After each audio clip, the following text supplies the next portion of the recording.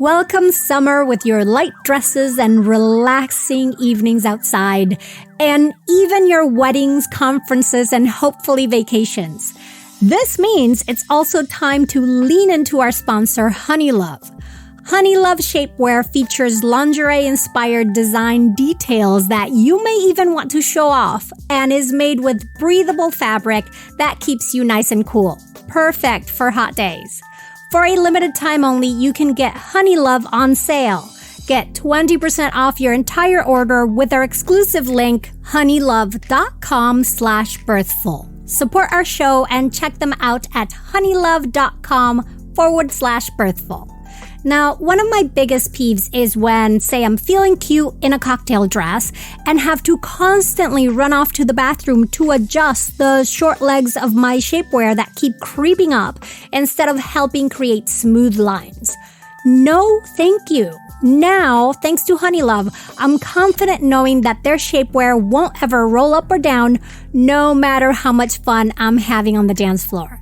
If you want to follow my lead on that conga line this summer, then go to honeylove.com/birthful to get your own Honeylove's best-selling superpower short for a flawless silhouette under any outfit. Treat yourself to the best bras and shapewear on the market and save 20% off at honeylove.com/birthful. Use our exclusive link to get 20% off. honeylove.com/birthful. And after you purchase, they'll ask you where you heard about them. Please support our show and tell them we sent you. The summer vibes are just getting started. Shape your life with Honeylove. I'm going to cut to the chase. If you're trying to conceive, pregnant, or postpartum, you're going to benefit from taking prenatal supplements. But despite there being an abundance of options, most of them include the bare minimum nutrition and are based on outdated guidance and stale research. So, if you ask what supplement brand I recommend, I enthusiastically say it's Needed. And it's not just me. Needed is recommended and used by more than 4,000 women's health experts, from nutritionists to midwives, functional medicine doctors, and OBGYNs. As a Birthful listener, you can get 20% off your first month right now at thisisneeded.com with the code BIRTHFUL. Needed offers the forms of nutrients your body can actually use, and they go above and beyond with third-party testing every batch to ensure the safest product. They also consider how to best get you that nutrition. So, for example, Needed's Prenatal Multi is available in both capsules and as an easy-to-take vanilla powder, perfect for those experiencing nausea or pill fatigue. Needed offers premium supplements for every stage, from egg quality support for those trying to conceive to a lactation support plan, a cognitive support for postpartum brain fog, and some amazing hydration packs that I can't live without. Head over to thisisneeded.com and use the code BIRTHFUL for 20% off your first month of Needed products. That's thisisneeded.com and use the code BIRTHFUL for 20% off your first month of Needed products. Welcome to Birthful Mighty Parent or Parent-to-Be. I'm Adriana Lozada, and as part of our Defining Your Birth Preferences and Birth Plans series, we've got two contrasting birth stories for you today, courtesy of Danielle Ford. Now, Danielle's first birth happened way back when she was very young, and she hadn't yet learned much about the labor process or what she wanted from birth, for that matter. It wasn't until 10 years later, when she got pregnant again and started being more intentional about her wishes, that she realized she had been carrying on a lot of trauma from birth number one. All of her preparation during that second pregnancy played a huge role in how she was able to show up and navigate everything that birth threw at her, and ultimately find closure for the trauma of that first birth. And you'll find that these stories have a little bit of everything, including a long induction with an epidural, postpartum depression and birth trauma, fertility struggles, a whole lot of self-advocacy during pregnancy, helpful support, and a fabulous second labor with the fetal ejection reflex. You're listening to Birthful, here to inform your intuition. Welcome, Danielle. I am really happy to have you here today. And start by telling us a little bit about yourself. Sure. So I am Danielle. I'm married to my husband, Bill. I live here in Rochester, upstate New York. I'm an X-ray technologist, and my husband is an ICU nurse, so we're definitely a medical household. I have a 10-year-old from a previous relationship, so we'll hear about his birth a little bit. And then we just welcomed our daughter. She's 3 months today. Happy 3 months. Yes, yay. Oh, that's a milestone. So fast. Yeah. Yes. Yeah. Very cool. So do you want to touch upon the 10-year-old's birth first? Because I that's your first encounter with birth. So what were your thoughts then about what you wanted the experience to be, if you remember, and how did that match up? What happened? Yeah, I laugh when you say if I remember, because it's been so long, I feel like I've forgotten so much of it. So that's the thing, is I really didn't have a lot going into that birth. I actually lived down in the southern tier, which in a very small town at the time. And I think the education around birth was very, very different from what it is here and what it is now. So I took classes, just like a basic one-day class, and that's really it. I didn't do any other preparation. I watched. There was a birth show on at the time, and I feel like I watched that all the time, and that was my perception of birth, was that show, which was very cut and edited to be a show. So that's kind of where I went into this birth, my second birth, differently. But other than that, the pregnancy was pretty uneventful. It was a very typical, just nausea in the beginning, no major problems until the end. I had high blood pressure starting at 36 weeks, and it was very high. So they monitored me. There wasn't really any talk of any medicine or anything, but at 39 weeks, I still hadn't showed any signs of labor, and they put me on bed rest. And I was on bed rest until 41 weeks. So for the last 2 weeks of pregnancy, I was on the couch, on my bed, pretty miserable, trying to keep my blood pressure down. And they never really diagnosed me with preeclampsia, but I was very close. My blood pressures were very high. So they ended up inducing me at the 41-week mark. And at that point, I was not dilated. I was not effaced, which doesn't mean anything, because you can change at any time. But it made the induction very hard, because I was going from just nothing and not prepping my body the last few weeks, because I had just been laying on bed rest. So they induced me, and it was a really hard induction. I was in labor for about 29 hours. And because I wasn't really in the birth world quite yet, and I just didn't know, I just laid there on my back the whole time. I labored on my back. I got the epidural. I pushed him out on my back. So I think about it now, and I just did whatever the doctors and midwives and nurses told me. I didn't really advocate. I didn't know to. And thinking now, I didn't really realize that I had trauma associated with that birth until I started doing research and getting into the birth world and learning what a doula was, and learning how to take care of myself, and learning about the options, and what is necessary and what isn't necessary. So it was a tough labor. It was a long labor. It was a lot of pushing. It was a lot of interventions, and my body didn't really do any of the work. It was all really medicalized, and I didn't get skin to skin. They took him right away. There was no delayed cord clamping. There was meconium. So it's just a lot of things that I think now, like, oh, if I just would have done this, or if I would have done that, and who's to say if that's true or not. But I had a lot of those thoughts that maybe I could have changed the outcome of that had I known more. Yeah. And the more, it's that thing of like, we know what we know when we know it, and we do the best with that. Right. Yeah. And it's so hard. I find I appreciate you sharing this, because I find this is a common situation where having a second birth makes you look back on the first one, and then like in second pregnancy, and like you said, things that you didn't even know were there Right. surface. So Right. what did you do to, once you realized, like when this trauma started surfacing, how did you approach it? What did you do to, with it? I did everything. So we got pregnant, and right away I kind of had this, I am going to do everything in my power differently.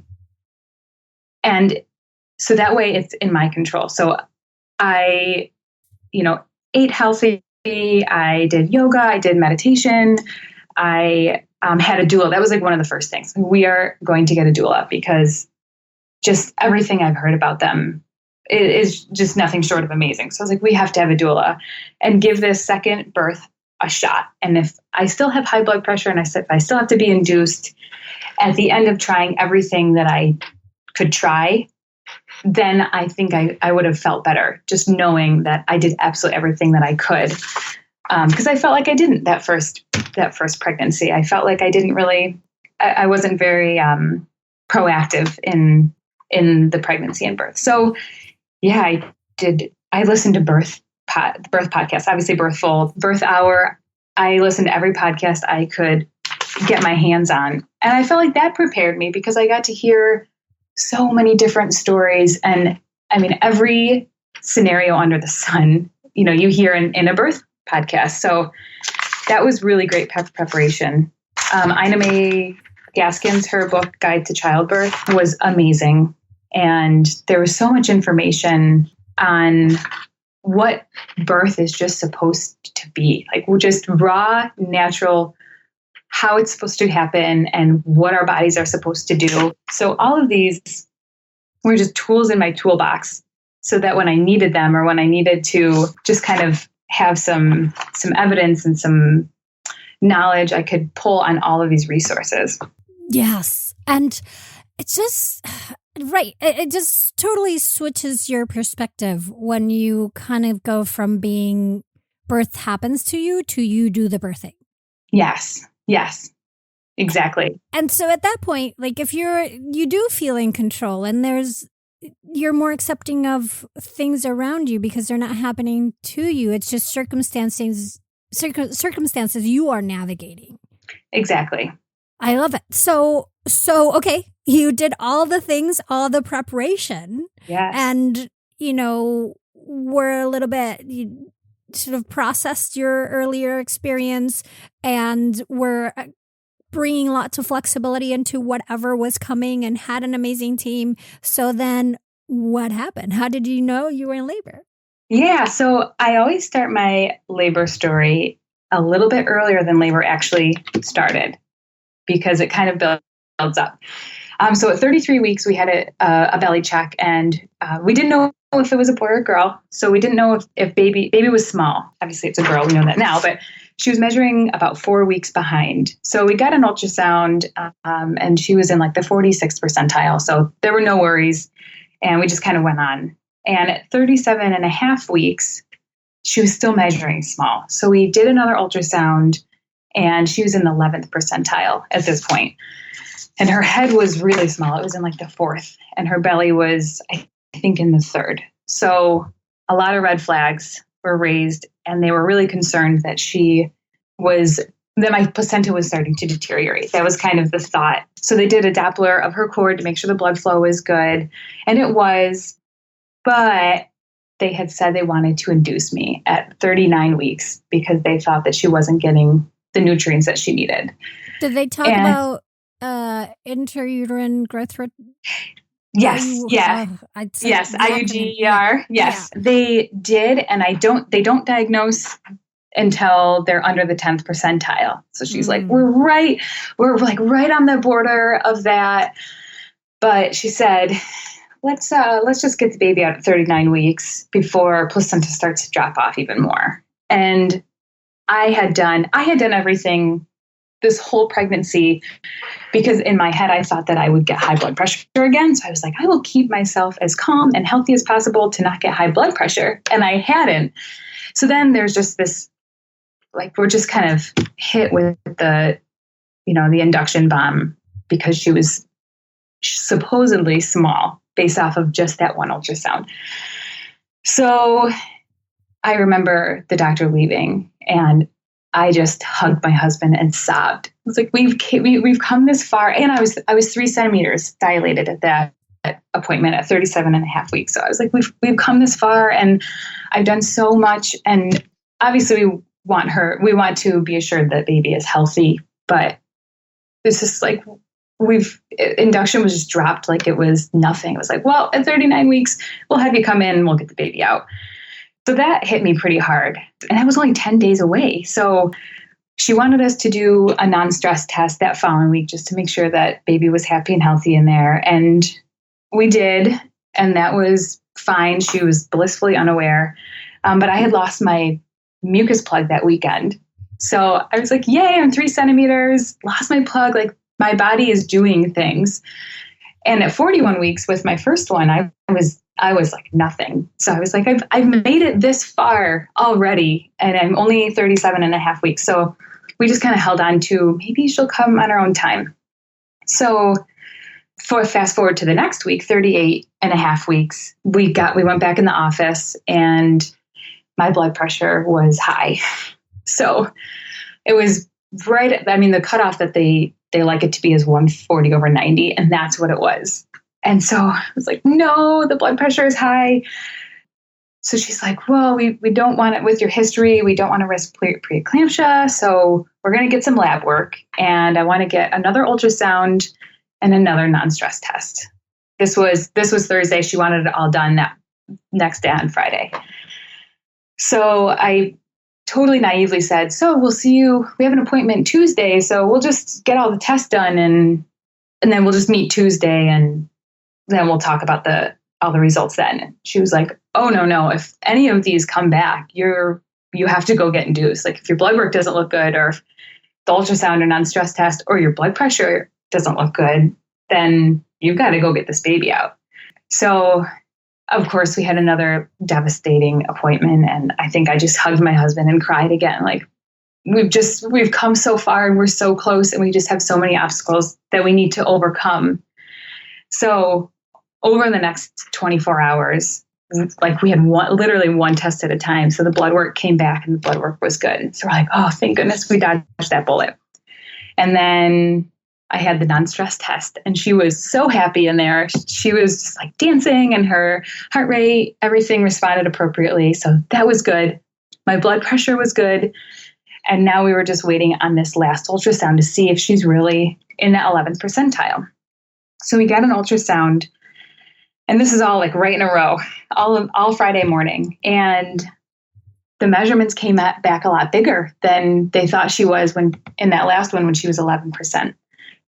She was in like the 20 something percentile. And we were like, this is amazing news. Like, this ultrasound is make or break induction, and we really don't want to be induced. So I spoke with the high risk doctor who was there at the office for the ultrasound, and he was very confident that there was nothing indicating that we needed to be induced, that everything looked great. And he thought maybe the 11th percentile ultrasound was off, and that one was made perhaps not as accurate, and that, yes, she's small, but nothing concerning. And we were like, well, this is like make or breaking the induction with our doctor. Like, can you put this in the notes so that she knows? And he was like, actually, I know your doctor really well, so I will write her a note saying that I don't feel that induction is necessary. So we were on cloud nine. Finally, we walked out of appointment, and we were like, thank goodness. We dodged all of those bullets. We made it. And we went into the weekend just kind of like, all right, now we can give birth. Like, all right, now you can come. We know you're happy and healthy in there. I was still 3 centimeters. So I was like, let's do this. Let's have a baby on our own accord. So the weekend went by, nothing eventful over the weekend. And I wake up Monday with bloody show, which everybody knows bloody show means that things are happening. Like, changes are happening. So I had bloody show, and I was really mild period cramps. And I was texting my doula, and later she's like, I had to laugh because you kept calling them period cramps. And she's like, no, that was labor. That's what early labor is. So Monday, I just went through the day. Nothing ever got consistent on Monday. It was, my husband was at work, so I was like updating him and texting him all day. Nothing ever really got consistent. It was always just these clusters of period cramps. And I went to yoga that night and I couldn't even do the yoga. I was just so uncomfortable and cranky. I remember my mom was in town that day to help. And she was like, Danielle, you're just being really mean today. I was like, I know, I'm sorry. I don't feel good. And that was that. You don't understand what is happening inside my body. Yeah. I can be cranky. Right. And so she's like, why don't you go take a nap? So I took a nap and she made some freezer meals for me. So that was amazing. But she was here and so I went to bed, tried to take a nap, went to yoga that night. And when I got out of yoga, my sister and my mom were like, your belly shape looks different. Like things are definitely changing. And I was like, yeah, I know. I just don't feel good. So that night we packed our car up because I knew things were happening. I just didn't know how quickly.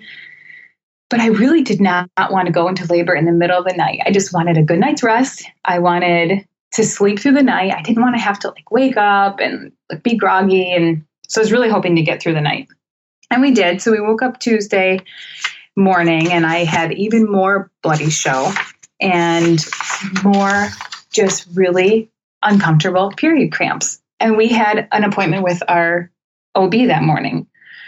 So I was really nervous that my blood pressure was going to be high. So we had escaped induction Thursday and Friday. But now if my blood pressure continued to be high, then, preeclampsia was probably closer than we thought. And that meant we had to get the baby out. So I had read somewhere that if I lived in the bath. We'll backtrack a little bit. I lived in the bath. I had a lot of hip problems. So I took baths all the time.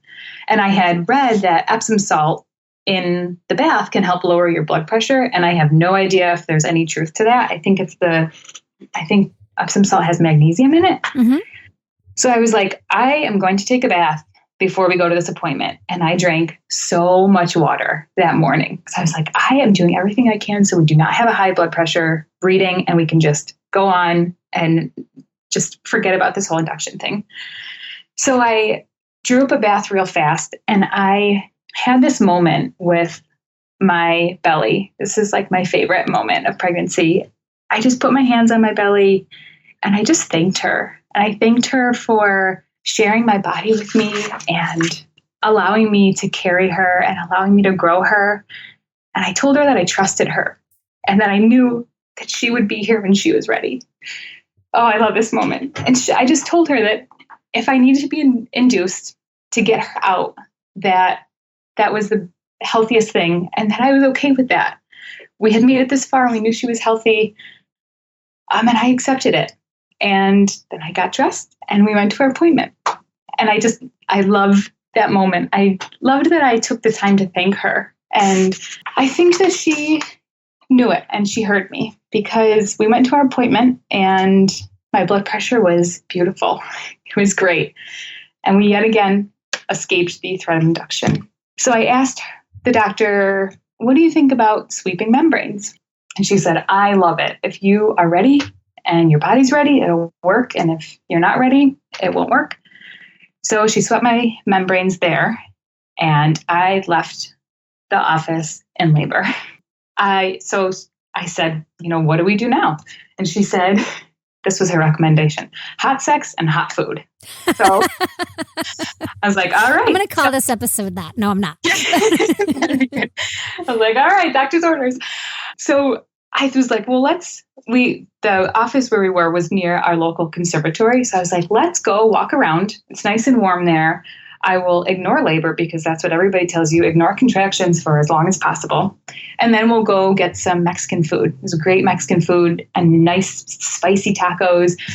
And that was our plan.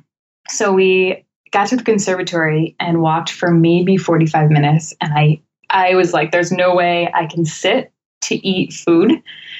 So maybe we should just grab something and go home and eat lunch. And I won't be able to eat tacos. I was really bummed about that.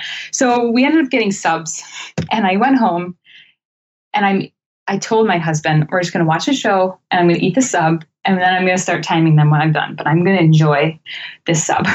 So I did. And by the end of it, I couldn't chew through the contractions anymore. And I was like, we should probably let our doula know what's going on, which we had been keeping her updated anyways. Because we should probably keep her posted. And we should also start timing these. So our appointment was at 10 in the morning, and this is now noon. So this is only 2 hours later. So my husband starts timing them. And they were, by like a half an hour, 40 minutes in of timing, they were lasting for 45 seconds to a minute, and they were 2 minutes apart. I got kicked into high gear pretty quickly. And I was like, no, we're ignoring these. I'm going to go do the dishes. I'm doing the dishes. And we're like texting my doula. And she asked, how's Danielle handling them? And Bill goes, well, she's dancing and doing dishes right now, which I just thought was funny. She was like, yeah, that's great. So I was like, like in my head, I'm like, well, we also have to time these for an hour. That's the rule, right? It's like 3-1-1 or 5-1-1. Rules, but we haven't, schmools. no, right? That's what he was saying. But I was like, no, we have to have it timed for an hour.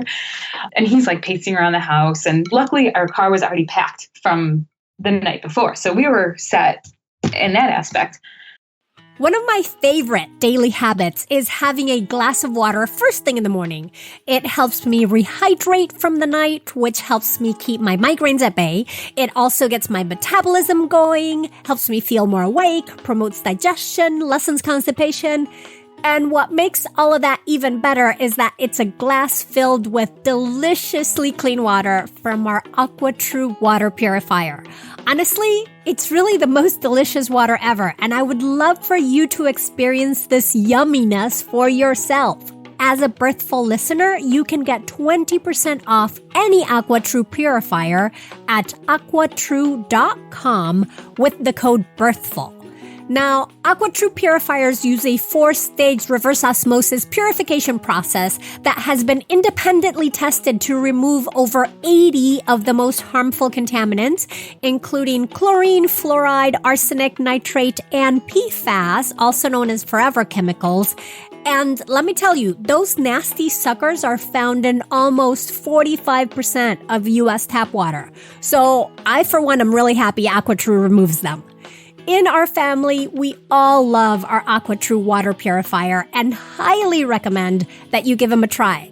AquaTrue comes with a 30-day money-back guarantee and even makes a fantastic gift, like in a baby registry. Today, my listeners receive 20% off any AquaTrue purifier. Just go to aquatrue.com, that's AQUATRU.com, and enter the code BIRTHFUL at checkout. That's 20% off any AquaTrue water purifier when you go to aquatrue.com and use the promo code BIRTHFUL. If you're in a relationship, you know that things don't always run smoothly. Look, I have been married for 21 years, so I know. It takes moments of connection, reconnection, nurturing, and repair. And I find that when you're stuck in the day-to-day needs of family life, it can be hard for it not to take a back seat. This is why I am excited to tell you about Paired, an app created for couples who want to strengthen their relationships, founded on the simple belief that real, lasting love is a daily practice. Here's how it works. You and your partner simply download the app, you pair your accounts, and then Paired gives you personalized questions, quizzes, and games to stay connected, deepen your conversations, and also have fun. We've been enjoying Paired's different games, which remind us of how well we know each other. So, for example, on the You or Me sociability game, we scored a solid 9 out of 10. Plus, having these points of connection through Paired can also make the harder conversations less daunting. And who knows, we may even learn something new about each other. Whether you're just a few dates in or have been together for a long time, find the time to connect with your partner and nourish your relationship. With the Paired app, it's easy and it's fun, and it only takes 5 minutes a day. head to paired.com/birthful to get a 7-day free trial and 25% off if you sign up for a subscription. Just head to paired.com/birthful to sign up today. So then I texted my sister and I was like, I'm going to try to go, I'm going to go another half an hour and then I'm going to go in. She was like, you should probably go now. And I was like, all right, I will go now. So it was like 1:30 by the time we got in and got there. And they admitted me right away. I was admitted by 2. And the wonderful part is my doula was gracious enough to keep a timeline. So the rest of my labor, I actually do have a timeline, which is awesome. And I can hear you shuffling your papers that you have your notes. Loud, sorry. I do.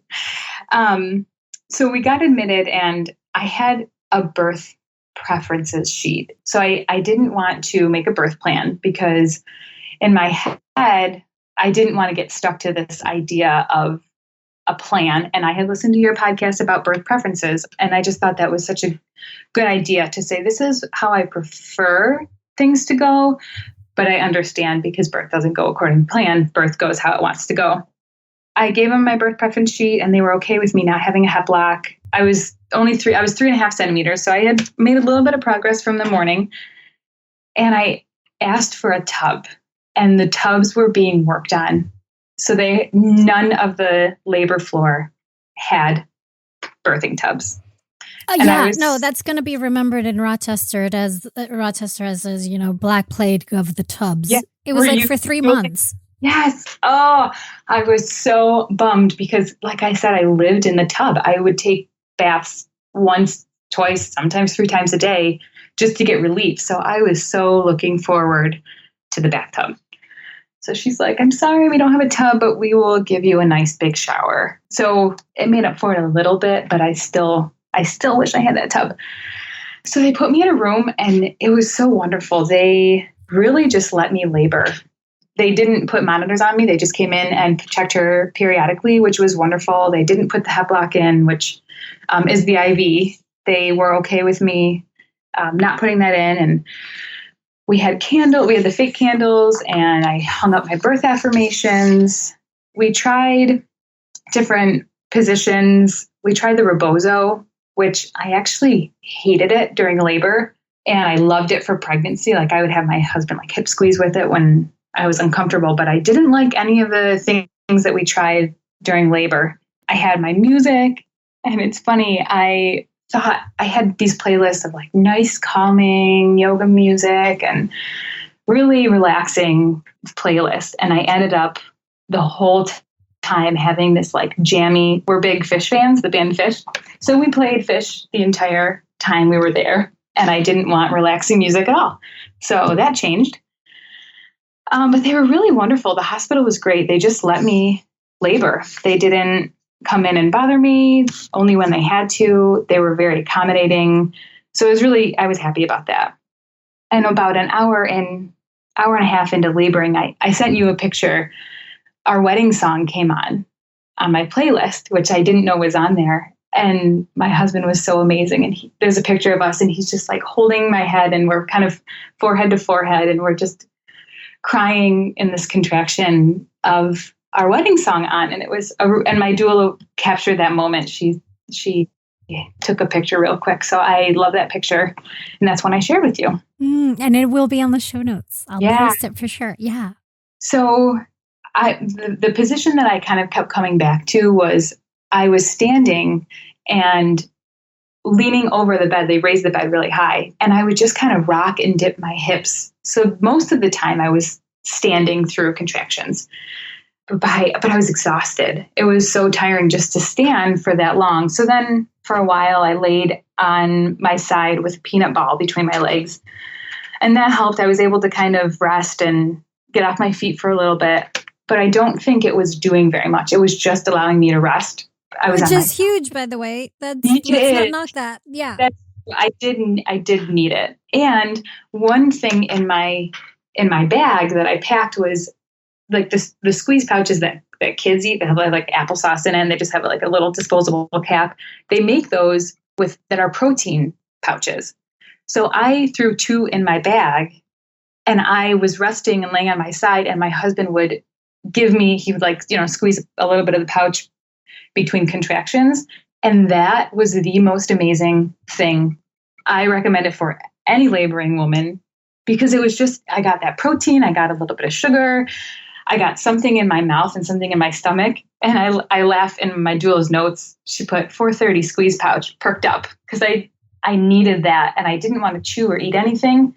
So that's my recommendation to any mom, is throw some of those in your bag. So I just labored for the next few hours, kind of going between like on the bed and standing up. And at 6:45, I had been there for quite a few hours, since 2:00. And I had decided that I wanted to be checked. And this was something I had kind of battled with, because I didn't want to be checked too often, because that doesn't mean anything. And the progress is only a number and it doesn't mean anything. But I decided that I wanted to be. And in my head, you kind of prep every time you get checked, like, well, I'm either going to be ready to push or I'm not. So, what are we going to do with this number? So I ended up being 5 centimeters when they checked me at 6:45. And that really, I regret getting checked, but it was my decision. It wasn't anyone asking me to be checked, but I wish I wouldn't have done that, because it was really defeating. Because you go, well, I've been here for 4 hours and it's only been 1.5 centimeters. And you start doing that math, which just happens in every laboring mom's brain. It's like you do the math. It's so hard not to, because we everywhere we're told that birth progresses because of those numbers. So we've given them value. And they don't really mean that much. It's just a snapshot of that moment. Like if you took a picture of me and I'm sticking out my tongue, that doesn't mean that my tongue's out all the time. Exactly. Right? So yeah. And I love that you saying, okay, thinking about it and it's like, what am I going to do with this number? Like, what will this give me? That's really important to ask. Yeah. That was a reminder from my doula. I keep coming back to my doula because she was such a pivotal part of this entire labor. So Can you say her name? Like, I'm happy to give her a shout out. Yes. It's Bridget. Through Wildflower Birth Support. She just was so huge in making this labor as amazing as it was for myself and my husband. I mean, it's not just for the mom. I mean, she was there for my husband just as much as she was for me. And this labor would not have been what it was without her. So I got checked. I was 5 centimeters. And the good thing that came out of that is I was like, all right, let's get labor going. Like, let's do I had been doing the same positions, the same thing. So I was like, let's get going. So I got in the shower at this point, and I was in the shower for a bit, but it just wasn't, and it did help. My husband would kind of like spray my belly between contractions and then pat my back during. And we had this really nice system, but it just wasn't a bath in my head. I'm like, I really just want to be sitting in the water right now. So we were in that for a while. And then I got out and kind of tried some hands and knees on the bed. And now, we're going on a few more hours, and I was just getting exhausted. So it was like 8:30, and I started talking about some pain management. And I knew that I didn't want an epidural for so many reasons more than like pain management. Like I didn't want to be stuck to my bed. I didn't want to be, hooked up to the monitors. I wanted to be able to birth her how I felt like my body should birth her rather than being limited on my options. So I knew that wasn't what I wanted. So I ended up getting Nubane, which for those who don't know it, they compare it to like a couple glasses of wine, just like takes the edge off. And I got it at about 8:45, and it really did help a lot. I was able to sleep. I laid down. I really got some good rest. My husband was able to sleep. My contractions spaced out a little bit, just enough where I was able to rest. So that was really wonderful and exactly what I needed in that time. And it gave me like an hour, 2 hours probably. So then once I kind of perked back up and woke up, I had that mindset of, I'm rested now. Let's get things going again. I'm ready to get the show on the road. So we went back in the bathroom, just my husband and I, and Bridget kind of stood guard of the door and just let us have our time. We had the twinkle lights. It was nice and dark, and we got to have that sacred space of just us two in the bathroom. And between contractions, I'd sit on the toilet, and then during a contraction, I'd kind of stand up and like hold onto the sink and rock my hips. And we had this really, really nice system that I did for a while. And I think it was some of my best laboring. And the bathroom, women labor so well in the bathroom because it's just, it's your private space. When you're on the toilet, you can't help but to relax everything. So, and it's like a cave. That door's closed, and you feel more protected, I guess. Yes. So that was, and I really felt that. And that was the wonderful thing is I felt protected and I felt safe. And I knew Bridget was there to kind of just buffer. And then it was just my husband and I, and he was so amazing. And they were wonderful, just giving me sips of water or giving me ice chips. So I stayed really hydrated, and we had this wonderful system going on the whole time, the whole bathroom. And we did that for quite a while.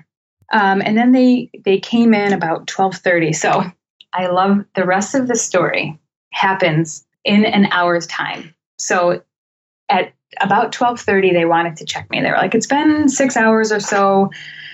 We would like to see how you're doing. And I talked to my husband and I said, yeah, I'm okay with that. I agree that I think we should be checked. So at 12:30, they checked me, and I was 7 centimeters and about 90% effaced. And they said, we really think you would benefit from us breaking your water. And that was in one of my birth preferences that I did not want that. They broke it when I was pregnant, when I was in labor with my son. And I knew that once the waters were broken, like it is on. Labor is just inevitably gets more intense. And in my head, I'm like, I just don't think I'm ready for that. I don't want the waters to be broken. I want them to break on their own. But they felt that it would go quicker if my waters were broken. So Bridget kind of stepped in and she said, do you want to talk to Bill about this alone? And I said, yeah, I do. So everybody stepped out, and I'm so glad she gave me that little nudge to say, do you want to talk to Bill about this? And I had this conversation with him, and I said just that. I'm like, I just don't know if I can handle once the waters are broken, but I know this kind of is what's needed at this point to get things going. We were at 12:30 a.m. So I had been there it was 11 hours at that point. So I said, I'm going to have him do it. I'm just going to have him break it, and we'll get things going. So at this point, I actually was laying on my left side. Baby's heart rate was dipping just a little bit. Nothing that was concerning, but enough that they wanted me on my left side for a little bit.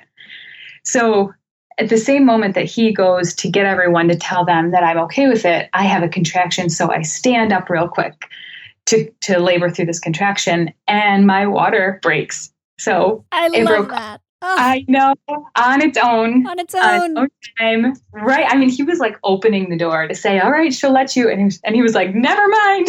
So we're like, yay, my body did it. Not you guys. I was so happy that it broke on its own. So that was, by the time we had the conversation, this was 12:40 that the water broke on its own. I was standing and laboring, and it did not take long to really start feeling the pressure. And I remember saying, I don't feel like I have to push, but I just feel that when I'm bearing down a little bit through a contraction, it's just more comfortable. Like I'm just handling it better by bearing down. And then 10, 15 minutes after that, I had full urges to push. Like I could not stop myself from bearing down. They wanted me back on my side again because of the baby's heart rate. And I couldn't stop myself. And one of the tricks that we learned in class was to say pop when you feel like you have to push, but you're not supposed to be pushing because you can't pop and push at the same time. So like my husband's in my face and he's like, pop, pop, pop. And Bridget I'm like breaking her fingers holding on. And they're like, but you can't push. You're going to swell your cervix. You're not ready. And so they checked me just to see, because I felt like baby was coming and I was 8 centimeters. And they're like, you really can't push. So I'm in my head, this is what's happening. I don't know if this is real, but I'm like, I want the epidural. Then you need to give me the epidural, or you need to tell me what to do. And they're like, yeah, we can get you an epidural, but we have to get a full bag of fluids in you before the anesthesiologist will even consult with you. And I was like, I don't have a full bag of fluids. I don't even have the next contraction. My body was pushing. I was not doing it. My body was pushing. And that's something you can't stop. It's an involuntary, like the uterus, involuntary movement. There's no way you can pop all you want. That means you won't push, but it's going to do its own thing. Oh, and it was. My body was doing it. There was no stopping that train. It was going. So at 106, that's when they checked me, and I was 8 centimeters, and I just couldn't stop my body. So they said, you know what, let's check you one more time just to see. And at about 10, 15 minutes later, they checked me.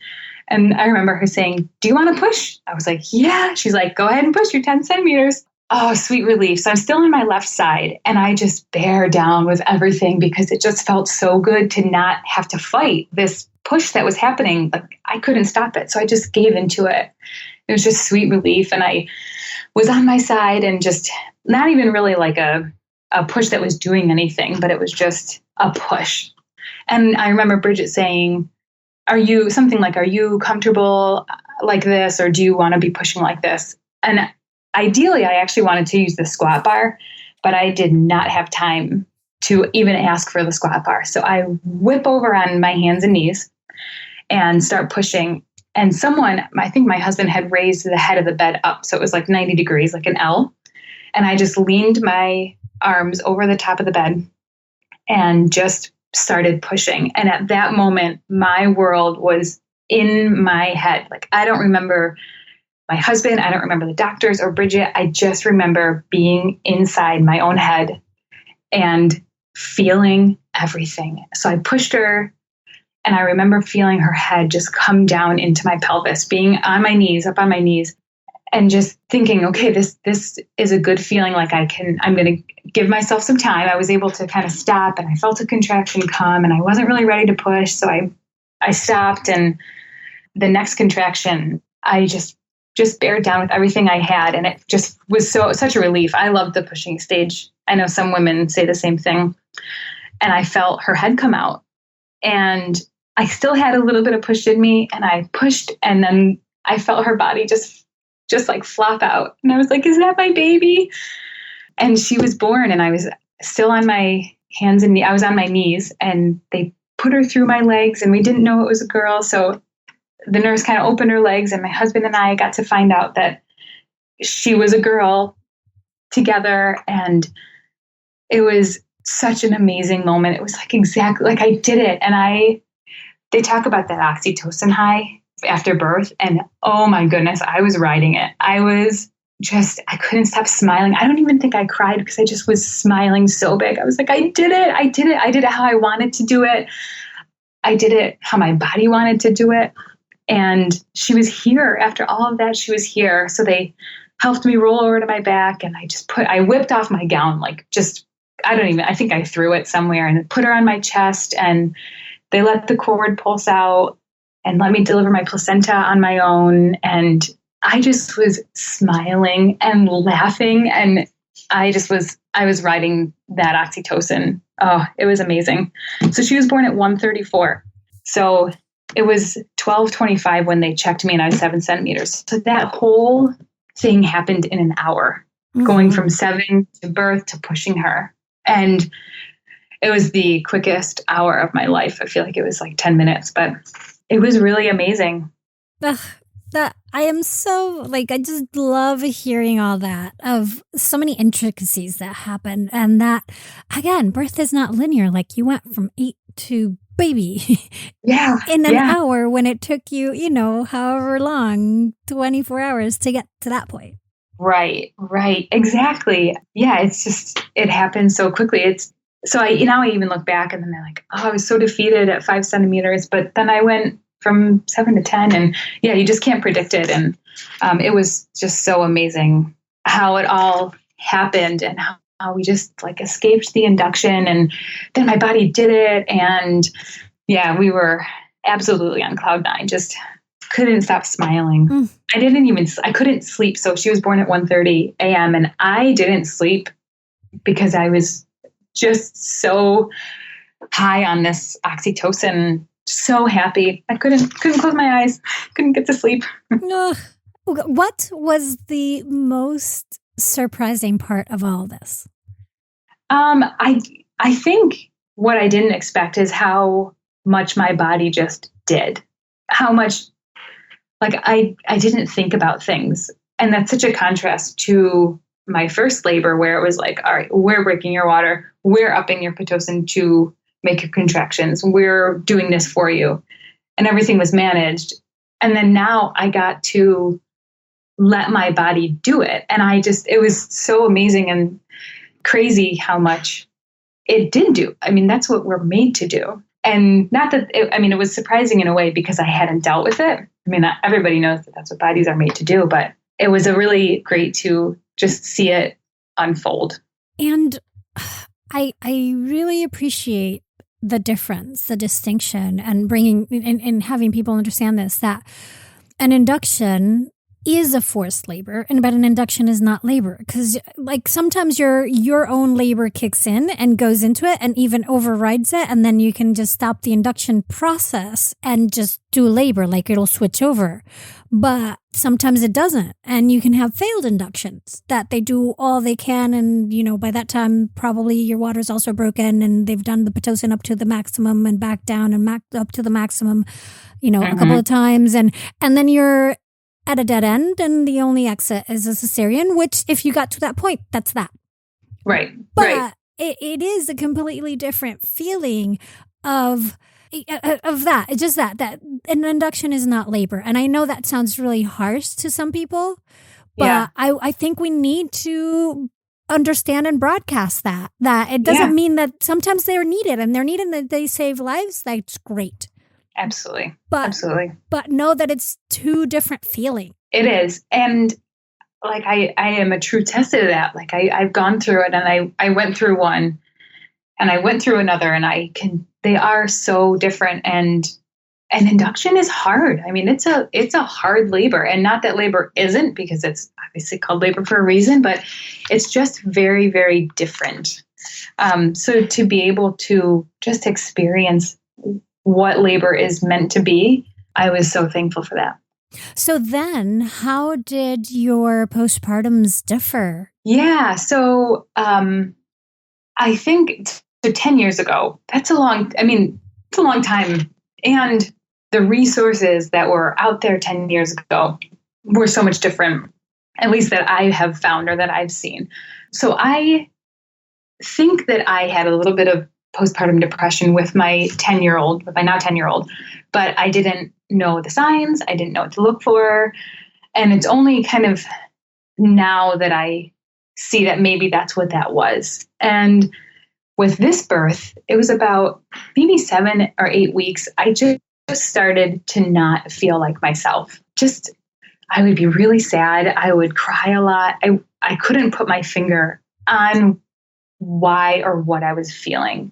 I just knew that there was just kind of this like dark feeling inside of me, but it wasn't most of the time. Most of the time I felt totally fine, and I had a million reasons to be happy and things to be thankful for, but I couldn't put my finger on it. So I was talking to a friend, and she had gone through something similar, and it was such a relief to know that I wasn't alone and that it's normal. And so it prompted me to call my doctor and just say, I'm not feeling like myself. And I went in, and I was like 7 or 8 weeks postpartum. So I had already had my 6-week appointment, and I was fine at my 6-week appointment. So I went in and sat down, and I just sobbed. I just was in the doctor's office and just sobbed and said, I don't know why I feel this way. Like, I don't get it, because there's no reason, nothing's happening. And she said, you're not alone. This is so incredibly common. And that's the hardest part about any postpartum mood disorders. I mean, there's postpartum anxiety and depression, and postpartum psychosis is kind of being talked about. And dads can go through postpartum depression. It's not just for moms. But she said it's so normal, and we are missing this in women because we see you at 6 weeks and then we don't see you again for another 6 months. We see you at 6 months, and we are missing so much of this because, we see you every week while you're pregnant. We see you while this baby is in you, and then baby's born, and it's like, where's the care? So she's like, the biggest thing is that you're here, that you made the phone call.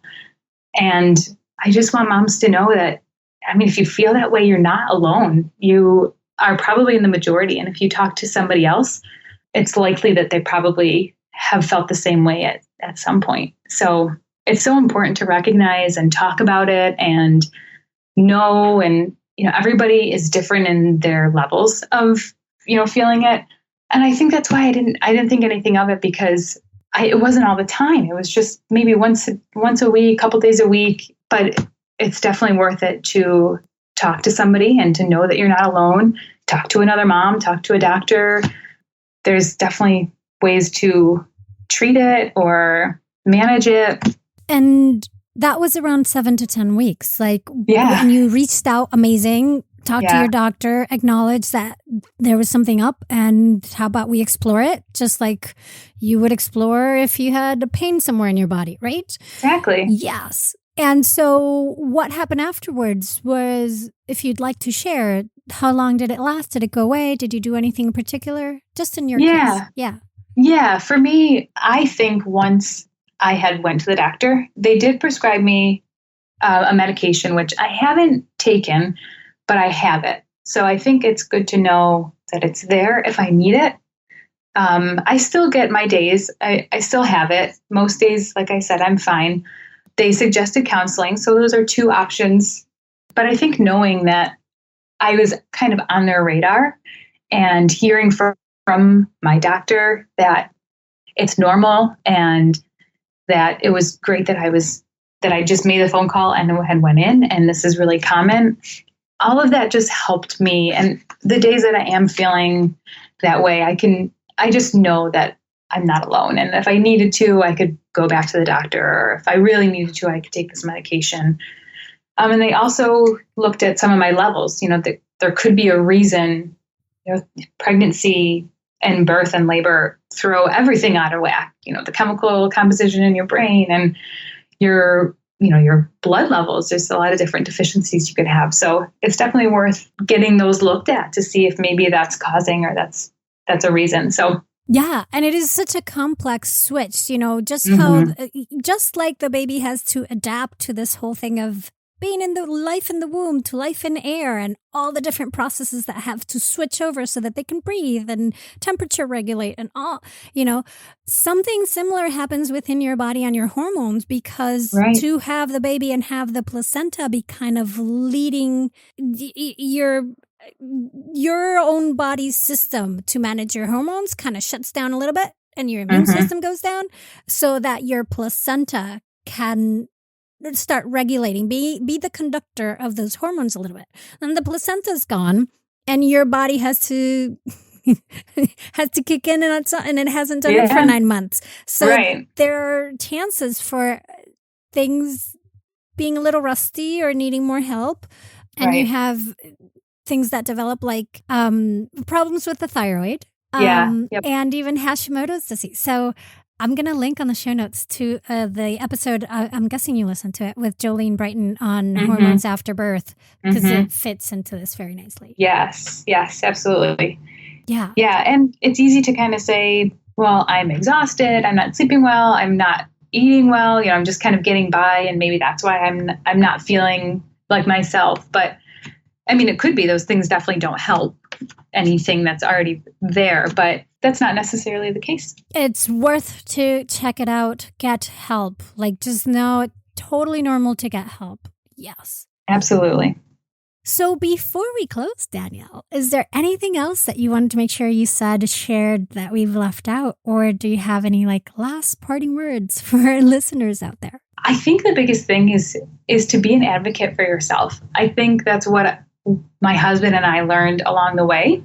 And if I could pass one thing on to another mom, is just advocate and know what your options are, know what might be necessary or what might not be necessary, and don't be afraid to say no to a doctor, because I think we kind of look at them like they're this authoritarian figure and we have to do what they say.